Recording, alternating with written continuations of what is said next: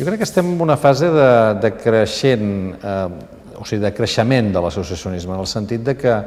segurament una de les característiques més clares de l'actual societat és la heterogeneïtat, no? Processos de fragmentació d'interessos, de motivacions. Per tant, diguem-ne, les grans tendències a l'agregació anterior, sigui per motius laborals o d'edat o de gènere, actualment es veuen molt més, diguem-ne,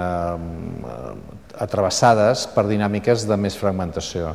Llavors els interessos, les identitats són menys úniques, hi ha més pluralitat d'identitats i això forçosament acaba generant lògiques de creixement en quant al nombre i la diversitat de les associacions. Segurament el que pot passar també és que els naixements i les defuncions de les associacions també siguin més alts, en el sentit que hi hagi una major conjunturalitat, però em sembla que la conjuntura, el moment, és un moment de creixement.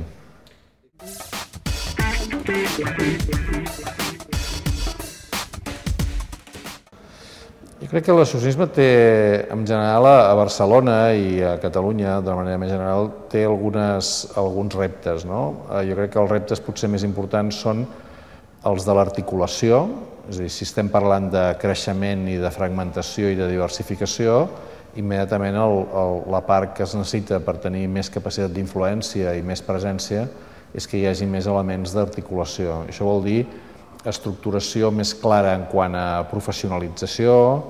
en quant a clarificació dels objectius, en quant a també a capacitat de presència i d'influència social, i segurament això implica incentius, hauria d'aplicar incentius per a l'articulació de segon nivell, és a dir, entitats que entre si coincideixen amb els tipus d'objectiu, estaria bé que tinguessin formes d'articulació i que es anessin, per tant, generant dinàmiques de treball en xarxa amb què la gent mantingués les seves identitats, però que això no sigui contradictori en treballar conjuntament i en tenir capacitat per augmentar la influència del sector. Jo crec que aquest és un dels reptes importants. I l'altre seria el reconeixement, és a dir,